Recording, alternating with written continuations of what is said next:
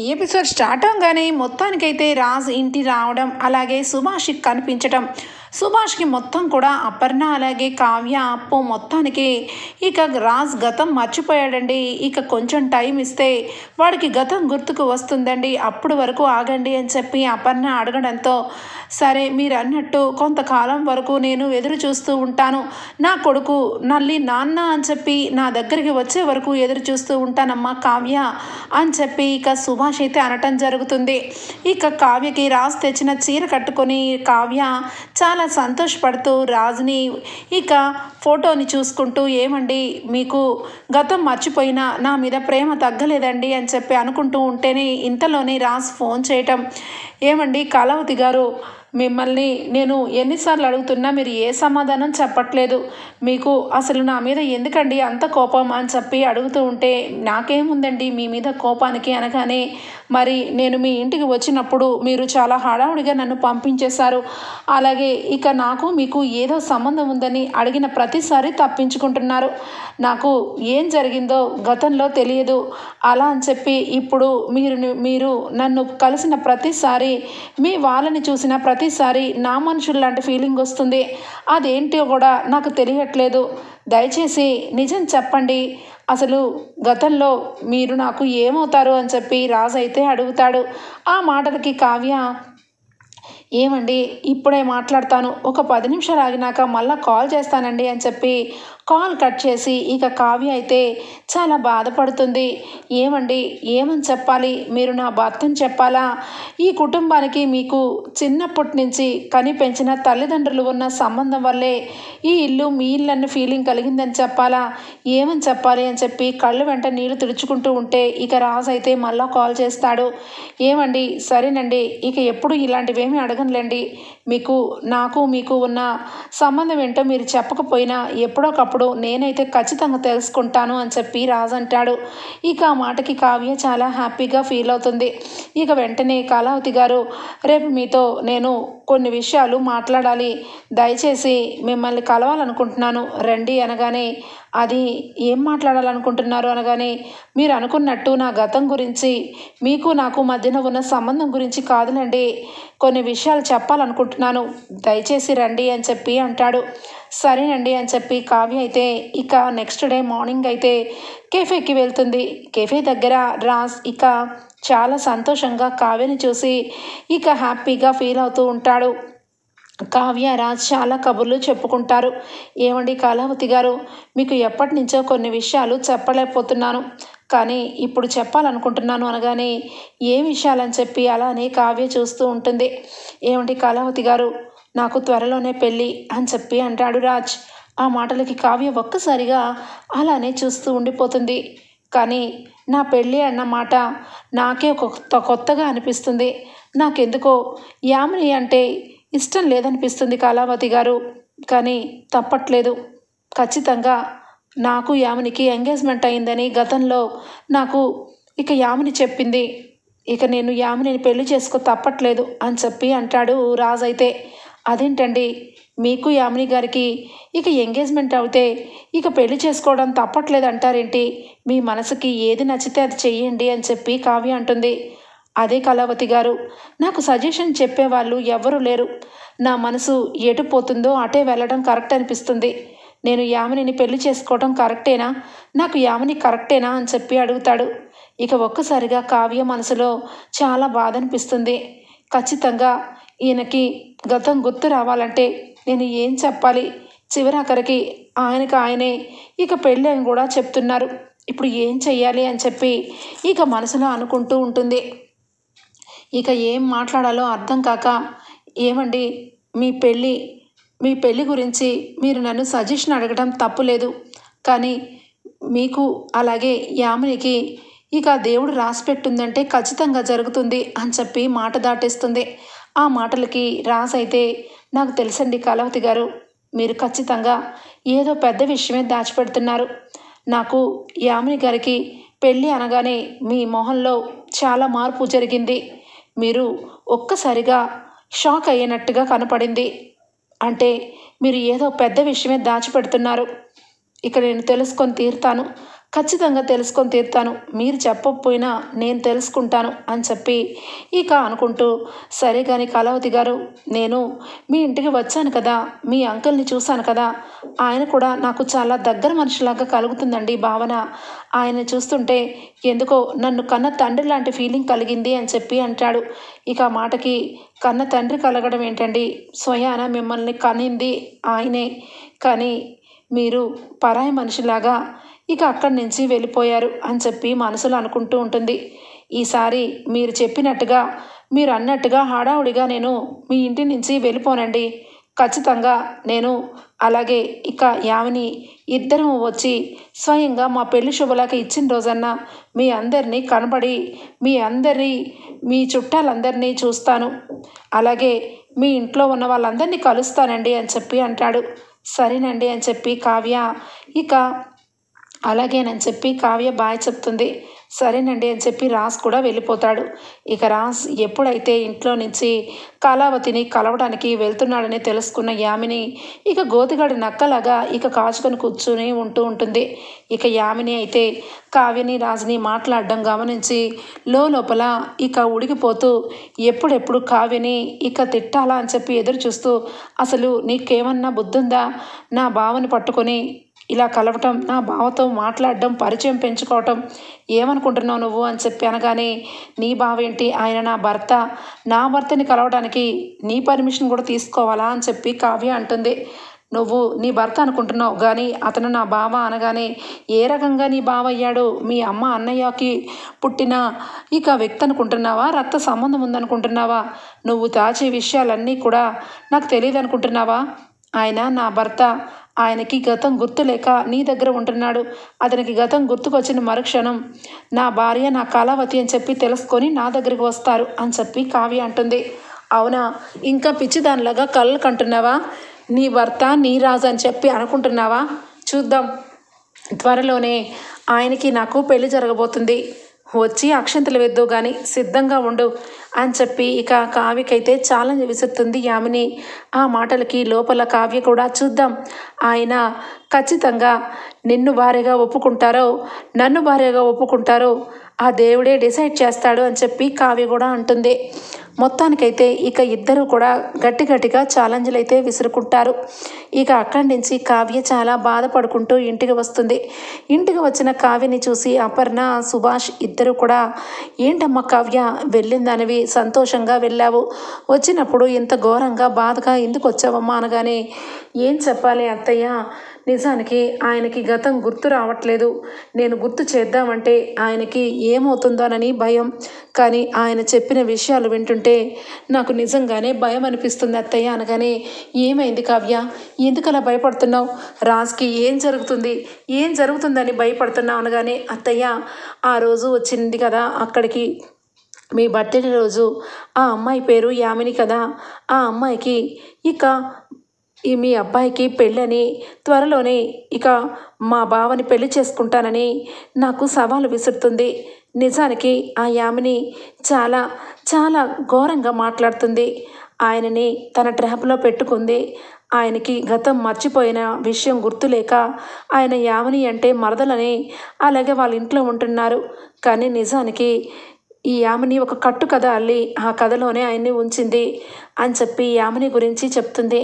సుభాష్ ఒక్కసారిగా యామిని గురించి, ఏం మాట్లాడుతున్నావమ్మా, యామినినా, యామిని అంటే ఒకప్పుడు ఒకప్పుడు నా కొడుకు కాలేజ్ చదివినప్పుడు తన క్లాస్మేట్, అలాగే తనని ఒకప్పుడు ఇష్టపడ్డాడు రాజ్, కానీ తనలో ఉన్న సైకోని చూసి తనని వదిలిపెట్టాడు, నా కొడుకుని రోజు బాధ పెట్టేది, ఎవరిని చూసినా ఎవరైనా రాజుని చూసినా వాళ్ళని నరకం చూపించేది, తనలో ఉన్న ప్రేమ కంటే కూడా తనలో ఇక సైకోనే ఎక్కువగా ఉందని ఆలోచించి రాజు అయితే తనని దూరం పెడుతూ తనని వదిలించుకున్నాడు, కానీ ఇన్ని సంవత్సరాల తర్వాత మళ్ళా యామిని అన్న పేరు వింటున్నాను, వాడు గతం మర్చిపోవడానికి ఖచ్చితంగా యామినినే కారణం అయి ఉండొచ్చు. ఎందుకంటే నా కొడుకు జీవితంలో మళ్ళా అది దాపరించిందంటే నా కొడుకుకి ఖచ్చితంగా ఈసారి అది పెళ్లి చేసుకుందామని నిర్ణయించుకుండొచ్చు అని చెప్పి సుభాష్కి తెలిసిన విషయాలన్నీ చెప్తాడు. ఇంతలోనే అప్పు వస్తుంది. ఇన్ని రోజుల వరకు కేసు గురించి ఒక కొలిక్కి రావట్లేదు ఏంటబ్బా అని చెప్పి ఆలోచించాను. నిజమే కావ్య, ఈరోజు సుభాష్ అంకుల్ చెప్పింది నిజమే. ఆ యామిని రాజ్ బావకి ఒకప్పుడు క్లాస్మేట్. అలాగే ఇక తను ఒకప్పుడు రాజ్ బావక ఆ యామినిని ప్రేమించినన్నమాట నిజమే. కానీ ప్రేమించిన పాపానికి బావకి నరకం చూపించి కాలేజ్ మొత్తం కూడా నేను ఎంక్వైరీ చేశాను. ఒకప్పుడు బావని ప్రేమించిన యామిని ఇక ట్రీట్మెంట్ కోసం ఫారెన్ వెళ్ళిపోయిందని, ఇక ఫారెన్లోనే సెటిల్ అయిందని చాలామంది చెప్పారు. కానీ ఇప్పుడే ఇక ఫారెన్ నుండి వచ్చి బావకి నీకు యాక్సిడెంట్ జరిపించింది, మీకు అయినది యాక్సిడెంట్ కాదు, కావాలని యాక్సిడెంట్ జరిపించింది, మీరు తిరిగిన కారులో బుల్లెట్ గాయం తగిలి కారు లోయల్లో పడింది అక్క అని చెప్పి ఇక అప్పు ఇన్ఫర్మేషన్ అయితే చెప్తుంది. మొత్తానికైతే యామిని కుట్ర కావ్యకి, అప్పుకి, సుభాష్, అపర్ణకి అర్థమైపోతుంది. ఇప్పుడు ఖచ్చితంగా ఇక యామినిని మనం అరెస్ట్ చెయ్యాలి అనగానే, అయ్యో అప్పు, ఏమని అరెస్ట్ చేస్తావు, నువ్వు ఈ రకంగా తప్పు చేశావు అని చెప్పి మనం గట్టిగా నిలదీశామంటే ఇంతలోనే మీ బావకి ఏం జరుగుతుందో అర్థం కాక స్ట్రెస్ ఫీల్ అవుతారు. అప్పుడు కథ మొత్తం ముందుకి వస్తుంది. ఇక మీ బావకి ప్రాణానికి ఏమన్నా జరిగితే నేను బ్రతకలేను, రుద్రాణి గారు అన్నట్టు నిజంగానే పిచ్చిదాన్ని అయిపోతానే అని చెప్పి బాధపడుతుంది. అమ్మ కావ్య, నువ్వేమి బాధపడమాకు, రాజ్కి అంతా క్షేమంగానే రాజు ఇంటికి తిరిగి వస్తాడు, రాజ్కి ఏమి జరగదు అని చెప్పి సుభాష్, అపర్ణ అలాగే ఇక ఇద్దరు కలిసి కావ్యని ఓదారుస్తారు. ఇక ఇక్కడికి వచ్చేస్తే ఇక యామిని అయితే పెళ్లి శుభలేఖలు ప్రింట్ అయిపోయి రావటం చూసి చాలా సంతోషంతో, బావా ఈ శుభలేఖల్ని ఇక మన అందరికీ చుట్టాలందరికీ పంచిపెట్టాలి, రా బావా నువ్వు కూడా సాయం చెయ్యి, పెళ్లి పనులన్నిట్లో కూడా ఇన్వాల్వ్ అవ్వు, డాడీకి హెల్త్ ఇష్యూ ఉంది కదా, డాడీ అన్ని పనులు చేయలేరు, నువ్వే కదా అల్లుడువైనా రేపు కొడుకైనా అన్నిటికీ నువ్వే కదా బావా అనగానే ఇక రాజు అయితే అవును నిజమే కదా అని చెప్పి ఇక శుభలేఖలు చూస్తూ ఉంటాడు. కానీ మనసు మాత్రం ఒప్పుకోదు. ఏంటో నా పెళ్ళి జరగడం ఏంటి, ఈ పెళ్ళి తంతంతా కూడా నాకు ఆల్రెడీ జీవితంలో నాకు ఎక్కడో కనబడుతున్నట్టు అనిపిస్తుంది. ఈ కళావతి గారేమో నాకు ఎప్పుడు ఏ గతంలో కూడా సంబంధం లేనట్టు నా పెళ్ళని చెప్పినా కూడా సైలెంట్ అయిపోయారు. ఇక్కడేమో ఈ యామిని పెళ్లి శుభలేఖలు కూడా ప్రింట్ చేసేసింది. నా జీవితం ఎటుపోతుంది, నా గతంలో నిజంగా కళావతి గారిని ప్రేమించి ఉన్నానా, లేదంటే కళావతి గారు కావాలని నన్ను దూరం పెడుతున్నారా, ఏం జరుగుతుంది భగవంతుడా అని చెప్పి శుభలేఖలన్నిటికీ పసుపు కుంకుమ అన్నీ కూడా అద్ది శుభలేఖలు రెడీ చేస్తూ ఉంటాడు రాజు అయితే. ఇక మరొక వైపు సుభాష్ అలాగే ఇక అప్పు ఇద్దరు కూడా ఇక శ్వేతకి ఫోన్ చేస్తారు. శ్వేత ఇక ఫోన్ లిఫ్ట్ చేస్తుంది. ఇక జరిగిందంతా కూడా ఇక అప్పు అయితే చెప్తుంది. శ్వేత ఒక్కసారిగా షాక్ అయిపోతుంది. ఏంటి, ఆ రాజ్ చనిపోయాడన్న మాట విని చాలా బాధపడ్డాను, కానీ ఇప్పుడు రాజ్ బ్రతికే ఉన్నాడని విషయం చెప్పి చాలా హ్యాపీగా ఫీల్ అవుతున్నాను అప్పు అని చెప్పి ఇక మాట్లాడుతుంది శ్వేత. శ్వేత మాటలు విని ఇక అప్పు అయితే, శ్వేత నిజానికి యామిని అనే అమ్మాయితో ఇక మా బావకి పెళ్లి జరగబోతుంది, ఆ పెళ్ళి ఏ రకంగా ఆపాలో అర్థం కావట్లేదు, మా బావకి నిజం తెలిస్తే మా బావ ఏమైపోతాడని భయపడుతుంది మా అక్క అని చెప్పి ఇక శ్వేతకి ఇక అడుగుతూ ఉంటుంది అప్పు అయితే. ఇక ఆ విషయాలన్నీ శ్వేత వింటూ ఎట్టి పరిస్థితుల్లో రాజ్కి ఆ యామినికి పెళ్లి జరగనివ్వను అని చెప్పి ఇక మామూలుగానే ఇక మొత్తానికైతే మాట్లాడి ఫోన్ పెట్టేస్తుంది. ఇక ఏమీ తెలియనట్టుగా శ్వేత చాలా రోజుల తర్వాత ఇక యామినికి కాల్ చేస్తుంది. ఇక కాల్ చేయగానే యామిని, నువ్వు శ్వేతవు కదూ అని చెప్పి అనగానే, అవును ఏం చేస్తున్నావు యామిని, నిజానికి నేను ఫారెన్ నుంచి మొన్నే వచ్చాను, నాకు ఈ హైదరాబాద్లో ఎవరెవరు ఎక్కడ ఉంటున్నారో కూడా తెలియట్లేదే అని చెప్పి నార్మల్గా మాట్లాడుతుంది. ఇక మాట్లాడడంతో ఇక వెంటనే యామిని అయితే, ఏమీ లేదే నా పెళ్ళి అని చెప్పి అంటుంది. నీ పెళ్ళ ఖచ్చితంగా, మరి నీ పెళ్ళైతే నేను తప్పకుండా వస్తానే అని చెప్పి అంటుంది. వద్దు కానీ, సరే అయితే నేను మీ ఇల్లు అడ్రస్ చెప్పు, నేను నాకు కాబోయే హస్బెండ్ని తీసుకొని వస్తాను అనగానే, నీకు కాబోయే హస్బెండ్ ఎవరే అని చెప్పి అడుగుతుంది. అదేనే కాలేజ్ అప్పుడు లవ్ చేసుకున్న రాజ్ అని చెప్పి అంటుంది. అదేంటి రాజ్ నీ గురించి ఇప్పుడు వరకు సింగిల్గానే ఉన్నాడా అనగానే, మాది నిజమైన ప్రేమే, అందుకే మమ్మల్ని ఆ దేవుడు కలుపుతున్నాడు. ఖచ్చితంగా రాజ్ని నేను నీ దగ్గరకు తీసుకొని వస్తాను అని చెప్పి అంటుంది. ఇక వెంటనే శ్వేత అయితే సరేనే నా అడ్రస్ పెడతాను రండి అని చెప్పి ఫోన్ పెట్టేస్తుంది. ఇక రాజ్కి ఇక గతం గుర్తులేదు కాబట్టి ఖచ్చితంగా శ్వేతను గుర్తుపట్టలేడు. హ్యాపీగా ఇక శుభలేఖ ఇచ్చేసి రావచ్చని చెప్పి మొత్తానికైతే రాజుని తీసుకుని శుభలేఖలు పంచడం కోసం ఇక యామిని అయితే బయలుదేరుతుంది. ఆగు యామిని, ఈ శుభలేఖలు తీసుకొని నేను నీతో పాటే రావాలా? నాకు ఎందుకో ఇంట్లో ఉండాలనిపిస్తుంది, కొంచెం టైట్గా అయిపోతున్నాను అనగానే, ఏమీ లేదు బావా, రా బావా, నువ్వు నేను వెళ్ళి ఇస్తే ఆ మర్యాద వేరుగా ఉంటుంది. అలాగే ఇక నీ ఫ్రెండ్గా ఉంటున్న కళావతి గారికి కూడా శుభలేఖ ఇద్దాము అని చెప్పి అనగానే, సరే అయితే కళావతి గారి ఇంటికా అనగానే, వెళ్దాం పదభావ అని చెప్పి మొత్తానికైతే ఇక కావ్య గురించి ఇక చెప్పి అందరినీ చుట్టాలింటి అందరికీ కూడా తీసుకొని వెళ్తూ ఉంటుంది రాజుని. ఇక అలా వెళ్తూ ఉండగా ఇక శ్వేత అయితే రాజ్ ఫ్రెండ్ డాక్టర్ అయితే ఆ డాక్టర్కి కాల్ చేసి రప్పిస్తుంది. నువ్వు ఇంతవరకు రాజు విషయంలో ఒక భయంకరమైన విషయాన్ని చెప్తున్నాను. రాజ్కి గతం గుర్తులేక తలకి బలంగా గాయమైంది. రాజ్కి ఏదైనా గతం గుర్తు చేస్తే రాజ్కి ప్రాణానికి ముప్పవుతుందని కావ్య వాళ్ళు చాలా బాధపడుతున్నారు. ఒకప్పుడు రాజుని బాధ పెట్టిన యామిని రాజుని పెళ్లి చేసుకోబోతుందంట అని చెప్పి తన ఫ్రెండ్కి చెప్పడంతో ఒక్కసారిగా ఇక షాక్ అయిపోతూ, ఏంటి ఆ యామిని రాజుని పెళ్లి చేసుకోబోతుందా? అసలు ఎట్టి పరిస్థితుల్లోనూ అలా జరగడానికి వీల్లేదు. ఆ యామిని ఒక సైకో. రాజ్కి గతం మర్చిపోయాడు. గతాన్ని గుర్తు చేసినంత మాత్రాన రాజు ప్రాణానికి ఎలాంటి ముప్పు రాదు, నేను గ్యారంటీ అని చెప్పి అనడంతో, సరే నువ్వు గదిలోనే ఉండు, నేను ఇక అలాగే యామిని ఇంటికి వస్తున్నారు కదా, వాళ్ళని ఇంటికి పిలిపిస్తాను, రాజుని యామిని ద్వారా సైడ్ చేయిస్తాను అని చెప్పి ఇక వెంటనే ఇంట్లో శ్వేత అయితే వెయిట్ చేస్తూ ఉంటుంది. ఇక మరొక వైపు ఇక శ్వేత ఎప్పుడెప్పుడు రాజ్ వస్తాడని ఎదురు చూస్తూ ఉంటే రాజ్ అలాగే యామిని ఇద్దరు కూడా శుభలేఖలు తీసుకొని కారు దిగడం జరుగుతుంది. ఇక యామిని అయితే శ్వేత అని చెప్పి దగ్గరికి రాగానే, కూర్చో, చాలా రోజుల తర్వాత నిన్ను ఇలా చూడడం చాలా హ్యాపీగా ఉంది అని చెప్పి ఇక మాట్లాడుతూ ఉంటుంది. హాయ్ రామ్ అని చెప్పి ఇక పలకరించి ఇక పరిచయం చేస్తుంది. అదేంటి రాజ్ అంటే రాజ్ కదా, రామ్ అంటున్నావేంటి అని చెప్పి ఇక యామిని మొహం మీదే అడుగుతుంది శ్వేత. ఏంటి ఏం మాట్లాడుతున్నారు, నా పేరు రామ్ కదా, రాజ్ అంటున్నారు అని చెప్పి రామ్ అనగానే, నా పేరు నిజం చెప్పి యామిని, రామా రాజా, నేను ఈ రామ్ అన్నమాట 2-3 దగ్గర విన్నాను, నిజంగా చెప్పు, నా పేరు రాజా రామా అనగానే, అయ్యో బావా నీ పేరు రామరాజ్ అన్నమాట, కానీ నేనే ముద్దుగా నిన్ను రామ్ అని పిలుస్తాను, చాలా వరకు మన ఫ్రెండ్స్ అందరూ కూడా నిన్ను రాజ్ అని పిలుస్తారు, అందులో ఏముంది బావా అని చెప్పి ఇక కవర్ చేస్తుంది. ఇక వెంటనే ఇక అప్పుడే యామినికి వాళ్ళ అమ్మ వాళ్ళు కాల్ చేస్తారు. ఏంటి బేబీ ఎక్కడికి వెళ్ళావు, శుభలేఖలు తీసుకొని మన రిలేటివ్స్ అందరినీ పంచుతున్నావు కదా, నువ్వు ఇక తీసుకొని వెళ్ళావు కాబట్టి నేను డాడీ రిలాక్స్ అవుతున్నాం అని చెప్పి అంటూ ఉంటే, ఒక్క నిమిషం మమ్మీ అని చెప్పి బయటకు వస్తుంది ఇక యామిని అయితే. ఎంతలోనే ఇక శ్వేత రాజ్ అని చెప్పి పిలుస్తుంది.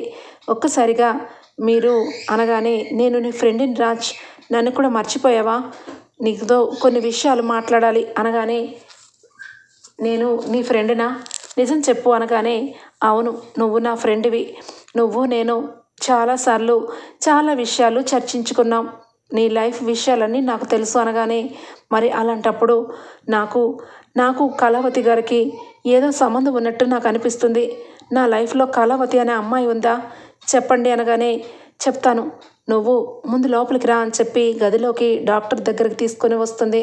డాక్టర్ వెంటనే కూడా, చూడండి రాజ్, నేను చెప్పినట్టుగా మీరు చెయ్యండి, మీరు కళ్ళు మూసుకోండి అని చెప్పి ఒక ఇంజెక్షన్ అయితే ఇస్తాడు. ఇక ఈ ఇంజెక్షన్ ఇవ్వగానే రాజ్కి ఒక రకంగా ఒక చిన్నప్పుడు విషయాలు, అలాగే ఇక రాజ్, అపర్ణ, సుభాష్ ఇద్దరు మొహాలు కనబడుతూ ఒక్కసారిగా ఇక దుగ్గిరాల ఇంట్లో రాజ్ ఉన్న విషయాలు గుర్తుకొస్తూ ఉంటాయి. మెల్లమెల్లగా కళ్ళు తెరుస్తూ మీకు ఏమైనా గుర్తుకొస్తుందా అని చెప్పి అడుగుతూ ఉంటే, నాకు నా చిన్నప్పుడు విషయాలు, అలాగే నేను ఇక దుగ్గిరాల వారసుని అని చెప్పి అనగానే, మీ పేరేంటి అనగానే, నా పేరు స్వరాజ్ అని చెప్పి రాజ్ చెప్తాడు. ఆ మాటకి ఒక్కసారిగా ఇక రాజ్కి గతం గుర్తుకు వస్తుందని చాలా హ్యాపీగా ఇక ఫీల్ అవుతూ ఉంటాడు రాజ్ ఫ్రెండ్ అయితే. ఇక వెంటనే కూడా శ్వేత, రాజ్ ఇక యామిని వచ్చేస్తుంది.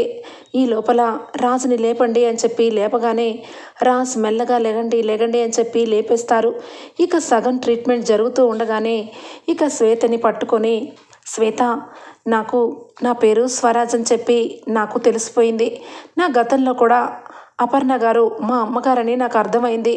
నా జీవితంలో నాకు ఏం జరిగిందో నాకు ఏం తెలియట్లేదు అనగానే, రాజ్, నువ్వు నిజానికి ఆల్రెడీ నీకు పెళ్ళయింది, నీకు కళావతి అనే భార్య కూడా ఉంది. కానీ నీ జీవితంలో ఇదిగో ఈ పెను తుఫాను లాంటి యావని నీ జీవితంలోకి వచ్చింది అని చెప్పి ఇక శ్వేత అయితే కొన్ని విషయాలైతే చెప్తుంది. శ్వేత మాటలు విని ఒక్కసారిగా రాజ్ షాక్ అయిపోతాడు. ఇక వెంటనే ఇంజెక్షన్ సగం వరకు పనిచేస్తూ మిగతా సగం ఇక పనిచేస్తూ లోపలే యామిని వస్తుంది. సరే, మా పెళ్ళికి తప్పకుండా రావాలి అని చెప్పి శుభలేఖ రాసి ఇస్తుంది. ఇక వెంటనే రాజ్ అయితే అలానే చూస్తూ ఉంటాడు. పద బావా, బయటకు వెళ్దాం, మమ్మీ ఇంకా చాలామందికి మనం పంచ శుభలేఖలు పంచాలని చెప్పారు, పద బావా అనగానే, ఒక్క నిమిషం అని చెప్పి రాజ్ అంటాడు. ఏమైంది బావా అనగానే, ఒక్క నిమిషం ఆగు, ఒకసారి శుభలేఖ ఇవ్వు అని చెప్పి అంటాడు. ఏమైంది బావా అనగానే శుభలేఖని తీసుకొని 2 ముక్కలు చేస్తాడు. ఒక్కసారిగా యామిని, బావా బావా ఏం చేస్తున్నావు, ఏమైంది బావా అనగానే ఇంకా 2 ముక్కలు కాస్త 3 ముక్కలు చేసి మొహానికి వేసి కొడతాడు. ఒక్కసారిగా దెబ్బకి షాక్ అయిపోయి చూస్తూ ఉంటుంది యామిని. చంప చెళ్ళమని మారు మోగిస్తాడు రాజ్ అయితే. ఏం మాట్లాడుతున్నావు, ఏం చేస్తున్నావు, నన్నెందుకు కొట్టావు అనగానే, నిన్ను కొట్టాలా చంపాలా, చి అసలు మనిషివేనా, నువ్వు మనిషి జీవితంలో ఒక్క మంచి పని కూడా చేయవా, నీ జీవితంలో పొరపాటున నీ లైఫ్లోకి వచ్చిన పాపానికి ఇప్పటి వరకు నన్ను ఇక బాధ పెడుతూనే ఉంటావా, చిచ్చి నీతో ఫ్రెండ్షిప్ చేస్తేనే నరకం చూశాను, అలాంటిది నీతో పెళ్ళి ఎలా చేసుకుంటాను అనుకున్నావు, నా గతం మర్చిపోయి నీ దగ్గర ఉన్నంతకు ఆఖరికి నా గతంలోని విషయాలేమీ నాకు గుర్తు చేయకుండా పెళ్లి చేసుకుందాం అనుకున్నావా, కానీ దేవుడు అనేవాడు ఉన్నాడు, నాకు గతం గుర్తుకు వచ్చింది, నా భార్య కళావతి, నా కుటుంబం దుగ్గిరాల కుటుంబం, ఏం చెప్పావు, బతుకుండగా నా తల్లిదండ్రుల్ని చంపేసి సమాధులను చూపిస్తావా, అలాగే మీ అమ్మ నాకు మేనత్తని చెప్తావా, అసలు నువ్వు నోటికొచ్చిన విషయాలన్నీ నాకు చెప్పి నా జీవితాన్ని శాసిద్దాం అనుకున్నావు కదా, నేను రాజుని స్వరాజ్ని అని చెప్పి రాజ్ అయితే ఇక మొత్తానికైతే యామినికి ఊహించని షాక్ ఇస్తాడు. రాజ్, ఏం మాట్లాడుతున్నావు, అంటే ఇప్పుడు నీకు గతం గుర్తుకు వచ్చినంత మాత్రాన నన్ను పెళ్లి చేసుకోవా, నేను నీ కోసం ఇన్ని సంవత్సరాల నుంచి వెయిట్ చేస్తున్నాను, అసలు ఆ కళావతి మన మధ్యలో వచ్చింది, నీకు నాకు మన ఇద్దరి మధ్యన ప్రేమ ఉంది అనగానే, షడప్, అసలు నీకు నాకు ప్రేమ ఉందా, ఏ రకంగా ప్రేమ ఉందంటున్నావు, కళావతిని ఎన్ని విధాలుగా నేను బాధ పెట్టానో ఇప్పుడు అర్థం చేసుకుంటుంటే చాలా బాధ అనిపిస్తుంది, తంది ప్రేమ అంటే 3 ముళ్ళు వేసిన పాపానికి నా ఇంటికి వచ్చి ఎన్నో కష్టాలు పడింది, మా అందరి కోసం ఆ కష్టాలన్నీ ఇష్టాలుగా మలుచుకుంది, చివరాఖరికి నా ప్రాణాన్ని నిలబెట్టింది, ఈరోజు నా ప్రాణాల కోసమే నువ్వు నన్ను పెళ్లి చేసుకోబోతున్నావన్న నిజం నా నోటితో చెప్పినా కూడా కనీసం నోరు ఎత్తకుండా వెళ్ళిపోయింది, అది ప్రేమంటే, నా కళావతి ముందు నువ్వెంత అని చెప్పి అనగానే ఇక శ్వేత, రాజ్, కావ్య ఇక్కడే ఉంది అనగానే, ఏంటి ఏం మాట్లాడుతున్నావు శ్వేత, నా భార్య కళావతి ఇక్కడే ఉందా, ఎక్కడ ఉంది నా కళావతి ఎక్కడ ఉంది అనగానే ఇక వెంటనే ఏమండి అని చెప్పి కావ్య ఒక్కసారిగా అక్కడికి వస్తుంది. అంతే, ఇక రాజ్ ఎమోషనల్ అయిపోతాడు. ఇక అపర్ణ, సుభాష్, అప్పు నలుగురు కూడా వస్తారు. చూసి అందరినీ పట్టుకొని, డాడీ మమ్మీ నన్ను క్షమించండి, నా గతం మర్చిపోవడం వల్ల మిమ్మల్ని గుర్తుపట్టలేకపోయాను అని చెప్పి బాగా బాధపడుతూ ఉంటాడు రాజ్. నాన్న రాజ్, నువ్వు బాధపడమాకు, నీకు గతం మొత్తం గుర్తుకు వచ్చింది, మేమందరం చాలా సంతోషంగా ఉన్నాం నాన్న, నీకేమీ అవ్వలేదు కదా అనగానే డాక్టర్ వచ్చి, ఆల్ రైట్ ఆంటీ, అన్నీ కరెక్ట్గానే ఉన్నారు. శ్వేత టయానికి నాకు కాల్ చేసి పిలవకపోతే నేను ఈ ట్రీట్మెంట్ చేసేవాడినే కాదు. ఈ ఇంజెక్షన్, ఒకే ఒక ఇంజెక్షన్ వల్ల రాజ్కి గతం మొత్తం గుర్తుకు వచ్చింది ఆంటీ అనగానే, శ్వేత నన్ను చీట్ చేస్తావా? మీరందరూ కలిసి నన్ను చీట్ చేస్తారా? నా రాజుని నా నుంచి దూరం చేస్తారా? నేను వదిలిపెట్టే ప్రసక్తే లేదు. నా రాజు నాకు కావాలి, నా రాజు నాకు కావాలి అని చెప్పి కింద పడి గిలగిల కొట్టుకుంటూ ఉంటుంది. ఇంతలోనే ఇక యామిని తల్లిదండ్రులు ఇక అక్కడికి వస్తారు. రావడంతోనే యామిని ఏమైంది, నా కూతురికి ఏమైంది అనగానే ఇంతలో అప్పు, నీ కూతురికి ఏమైందో మాకు తెలీదు, కానీ ఏమీ అవ్వకుండా ఉండాలి అంటే ఇక్కడి నుంచి నీ కూతురులో మార్పు రావాలి. ఇక బతికిపోయింది, అరెస్ట్ అవ్వాల్సింది, హాస్పిటల్కి తీసుకెళ్లాల్సి వచ్చేలాంటి పరిస్థితి ఏర్పడింది. నీ కూతురికి ట్రీట్మెంట్ చేయించినాక అప్పుడు అరెస్ట్ చేయిస్తాను, అప్పుడు వరకు తీసుకెళ్ళి హాస్పిటల్లో జాయిన్ చేయండి అని చెప్పి అప్పు అనడంతో ఇక వెంటనే ఇక యామిని తల్లిదండ్రులు యామినిని హాస్పిటల్కి తీసుకొని వెళ్ళిపోతారు. ఇక రాజ్ అయితే కావ్య వాళ్ళ కళ్ళల్లో కళ్ళు పెట్టి, Kalavathi I love you Kalavathi అని చెప్పి చెప్తాడు. అప్పు అలాగే ఇక స్వప్న అందరూ కూడా రాజ్ బ్రతికే ఉన్నాడన్న విషయం అందరికీ తెలుస్తుంది. ఫోన్లో ఇక సుభాష్ అయితే, అమ్మ నేను అలాగే కావ్య రాజ్ని తీసుకొని వస్తున్నాము అనగానే, తొందరగా తీసుకురండి, నా మనవడిని నేను చూడాలి, నా మనవడు లేకపోతే ఈ దుగ్గిరాల కుటుంబమే బోసిపోయింది అని చెప్పి ఇందిరాదేవి ఆనందపడుతూ హారతి పళ్ళెంతో హారతి రెడీ చేసి పెడుతుంది. కావ్య అలాగే రాజ్ ఇద్దరు కూడా చాలా సంతోషంగా ఇంటికైతే బయలుదేరుతారు.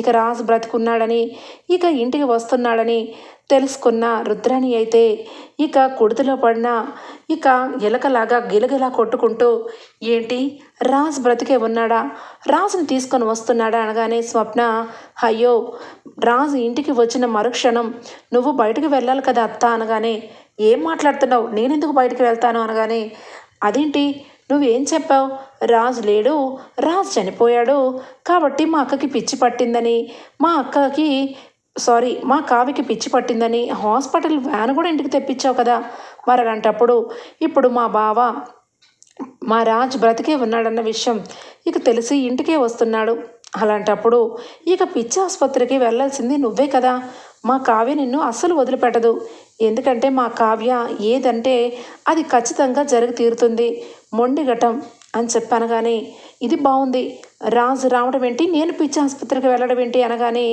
ఇక వెంటనే ఇంతలో రాజ్ కావ్య ఇంటికి వస్తారు. ఇంటికి వచ్చిన రాజుని చూసి, రాజ్ అని చెప్పి ఇక దుగ్గిరాల కుటుంబం రాజు దగ్గరకు తీసుకొని చాలా ఎమోషనల్ అయిపోతూ ఉంటుంది ఇందిరాదేవి. ఇక అక్కడే ఉన్న దానిలక్ష్మి ఇక ప్రకాశం అప్పుడే, ధాన్యం నాకు గుళ్ళో ఏదో గుర్తుకు వచ్చింది అన్నాను కదే, నేను గుళ్ళో రాజుని చూశాను, ప్రసాదం తీసుకునే హడావుడిలో విషయం మర్చిపోయాను, ఆ రాముల వారి గుళ్ళోనే రాజు బ్రతుకున్నాడని నిజం తెలిసింది అని చెప్పి ప్రకాశం చెప్తాడు. చాలా బాగుంది, ఇప్పుడు చెప్పారా, అప్పుడు చెప్పాల్సిన విషయం అని చెప్పి దానిలక్ష్మి అంటూ ఉంటుంది. ఇక మొత్తానికైతే యామిని ఈ రకంగా జరిగిందని కుటుంబం అంతా తెలుసుకుంటుంది.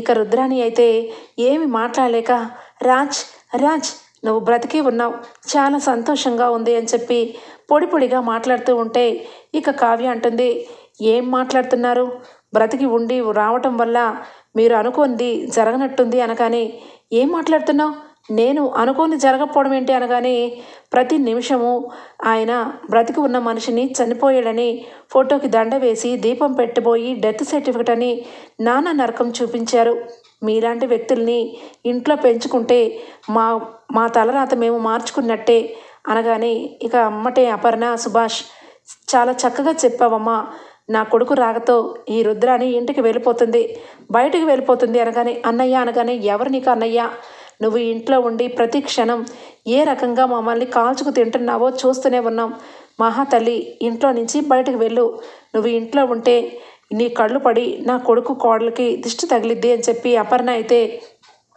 ఇక రుద్రాణిని ఇంట్లో నుంచి వెళ్ళిపోమని ఇక చెప్పడం జరుగుతుంది. రుద్రాణి అయితే బయటికి వెళ్ళిపోతుంది. ఓకే ఫ్రెండ్స్, రాబోయే ఎపిసోడ్స్లో యామిని రుద్రాణి కలిసి ఏవేవో ప్లాన్లు వేస్తూ ఉంటారు. ఆ ప్లాన్లని కావ్య ఏ విధంగా ఎదుర్కొని పోతుందో ముందుగానే తెలుసుకోవాలనుకుంటే ఇక్కడే మా ఛానల్ని సబ్స్క్రైబ్ చేసుకోండి friends. Bye, take care, thank you.